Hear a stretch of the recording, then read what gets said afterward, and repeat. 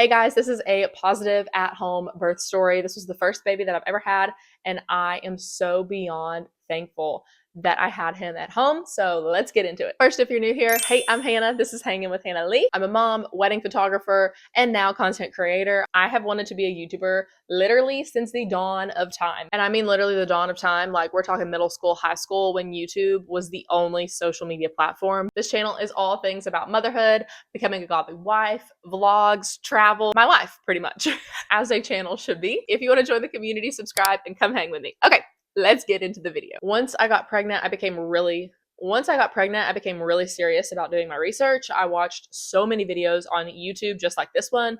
I listened to so many TikTok videos. I talked to friends. However many people I could talk to about home birth, that is who I surrounded myself with, because I wanted to know their story and I wanted to know that I could do it. Having community that also did this was so helpful.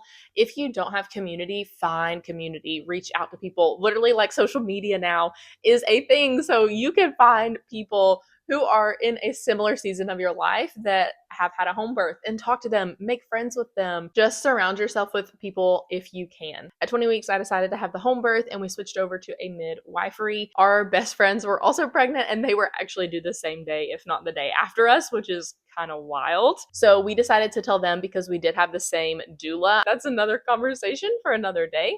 But it worked out just fine, and no one else knew. We did not tell any family, any other friends. I did not want anyone to have any influence on me and on my mentality and on my heart and knowing what I was going to do.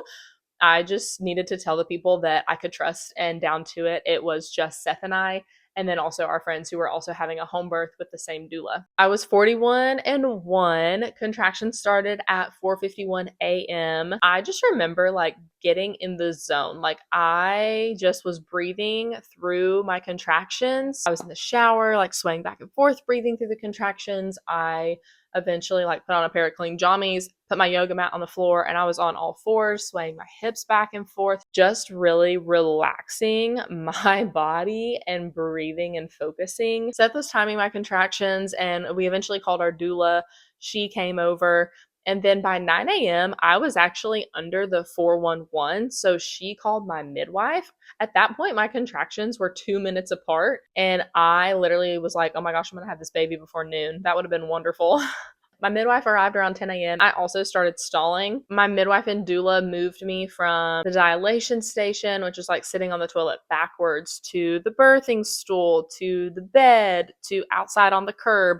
We were constantly moving and in different positions. And then they also let me rest at the same time. I was so beyond thankful that we had our doula, because had my doula not been there, I wouldn't have known what positions to be in. Like, yes, I was practicing and doing research before birth, but in the moment, I need someone to tell me what to do. And I need my husband focused on me, not telling me what positions and stations and things to do and how to breathe through this. So at the end of the day, I am so thankful that I listened to a friend of mine and had a doula. She was fanning me off. She was feeding me snacks. So that way Seth literally could be with me the entire time. Seth was applying a ton of counter pressure on my back and my hips. I remember from like noon until 3, I actually did like a good amount of sleeping through contractions, which is kind of wild to say. I was hugging my peanut ball and they just flipped me, I would say every 30 minutes. And I just kind of like dozed in and out of sleep. And honestly, like that rest was just a sweet gift from the Lord. I was really scared of transition.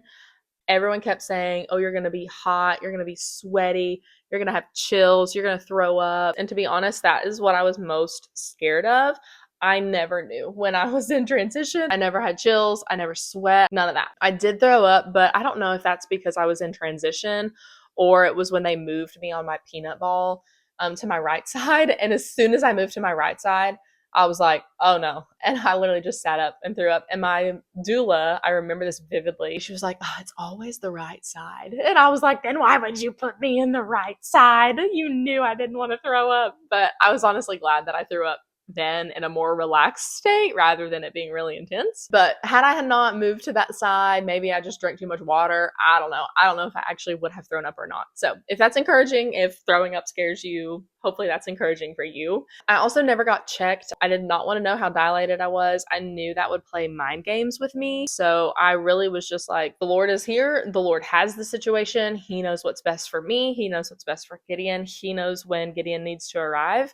And we are just going to let him and my body take over and do what it needs to do. So I was just focused on absolutely relaxing my entire body as much as possible through every single contraction. I was keeping my jaw relaxed. I was keeping my hands relaxed. I just wanted to keep every joint relaxed as possible. And that was so helpful. It is truly a mind game. When I tell you, there were contractions where my mind would be like, oh my gosh, like that's really intense. And then I would be like, it's fine, relax, breathe through it, let your body do what it needs to do. I really remember like 3 to 5 times that I was like, oh, that's really intense. And I started to arch my back, and then I was like, let it happen. This is not a bad intensity. This is not a bad pain. This is your body helping you get this baby out and do what it needs to do. So let it do. I eventually was on all fours with a yoga ball like under my chest, belly area, if I remember right. It was like more so my chest because I was hugging it like this, and Seth was holding my hands. And when I would rock back, I would push, and like rock back, I would push, and Seth was holding my hands the entire time. That was very helpful for me. I felt Gideon move the most there, and too, like when I think is it knees in, feet out, that your pelvis opens up and allows baby to actually exit easier. Gideon was born around 7:45 that night, and honestly, that is kind of wild because my biggest prayer throughout this whole experience and also all of pregnancy was that I would go into labor when the sun was rising, and then I would have given birth by the time the sun set. And the Lord was so kind to answer that prayer. So that's kind of wild to me. Literally, like I remember being in contractions when the sun was rising. And I remember after Gideon was born, laying in bed and watching the sunset, listening to the birds, that's just nuts. The Lord is so cool. My midwife and her team stayed until about 11 p.m. or midnight, just checking on me, checking on baby. And then when they left, we put Gideon in the bassinet beside us and we went to sleep. And that was that. Again, I'm literally so thankful that I had him at home. It was just so nice to be in a comfortable space.